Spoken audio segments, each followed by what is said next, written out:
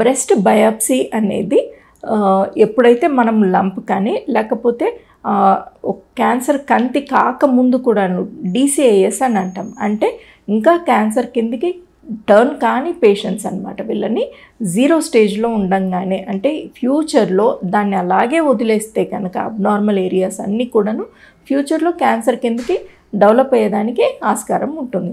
ఇలాంటి గడ్డల్ని మనం వెంటనే ఆ ఏరియాని మార్క్ చేసుకొని ఆ మార్క్ చేసుకున్న ఏరియా నుంచి బయాప్సీ అనేసి చేస్తాం.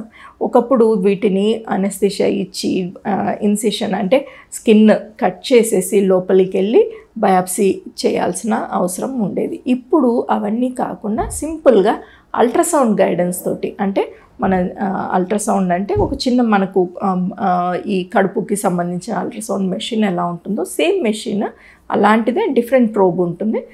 దాంతో మనము బ్రెస్ట్ని మొత్తం చూసుకుంటూ ఎక్కడ మనకు కనిపిస్తుందో లొకేట్ చేసుకొని ఆ ఏరియాలోకి నీడిల్ పంపించేసి బయాప్సీ టిష్యూని కూడా తీసుకోవచ్చు. FNAC కాకుండా నీడిల్ బయాప్సీ అని అంటాం, ట్రూ కట్ బయాప్సీ అని అంటాం.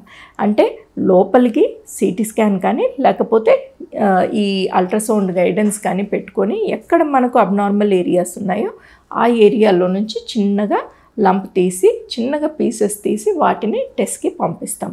ఒకవేళ ఆ టెస్ట్లో కనుక మనకు క్యాన్సర్ అని తేలితే దానికి ఇంకా ఫర్దర్ టెస్ట్లు కూడా చేయాల్సి వస్తుంది. ఎందుకంటే ఇప్పుడు అంతా కూడాను పర్సనలైజ్డ్ మెడిసిన్ అనేసి చెప్తున్నాం. అంటే ప్రతి క్యాన్సర్ పేషెంట్, ఏ పేషెంట్ కూడాను ఇంకొక పేషెంట్కి ఇద్దరికి కంపారిజన్ ఉండదు.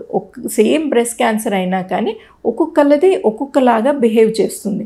సో అది ఏ టైప్ ఆఫ్ క్యాన్సర్ అని కనుక్కునే దానికి కూడా మనము ఫర్దర్ టెస్ట్లు చేసుకునేదానికి అవకాశం ఉంటుంది. ఈ సింపుల్ మనం ఇందాక చేసిన ఆ ట్రూ కట్ బయాప్సీ స్పెసిమెన్ ఏదైతే ఉందో ఆ సేమ్ స్పెసిమెన్ నుంచి మళ్ళీ చేసే ప్రాబ్లం, అంటే మళ్ళీ బయాప్సీ అవసరం లేకుండా ఆ సేమ్ స్పెసిమెన్ని యూజ్ చేసుకొని మనము ఫర్దర్ టెస్ట్లు, అంటే అది హార్మోన్స్కి పనిచేస్తుందా, లేకపోతే ఇమ్యూనోథెరపీకి పనిచేస్తుందా, కీమోథెరపీకి పనిచేస్తుందా, ఇలాంటి డ్రగ్స్కి కానీ వీటికి సెన్సిటివిటీ ఉంది అని కనుక్కునే టెస్ట్లు కూడా ఇప్పుడు వచ్చాయి.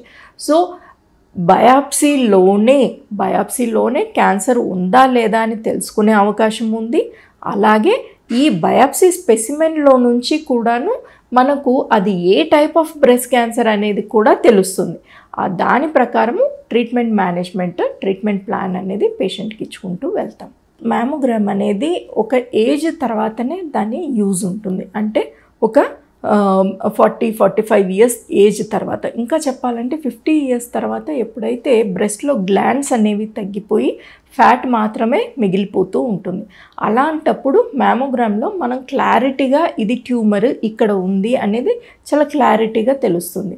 అదే మ్యామోగ్రామ్ యంగ్ ఏజ్లో చేస్తే బ్రెస్ట్ డెన్స్గా ఉంటుంది, గ్లాండ్స్ అన్నీ ఉంటాయి. అంటే మిల్క్ ప్రొడ్యూస్ చేసే గ్లాండ్స్ ఏవైతే ఉంటాయో అవి యాక్టివ్గా ఉండటం వల్ల ఆ టైంలో మనము మ్యామోగ్రామ్ చేసినా మనకు లంప్ కానీ ట్యూమర్ కానీ డెవలప్ అయిందా లేదా అని కనుక్కోవడం అనేది చాలా కష్టమవుతుంది.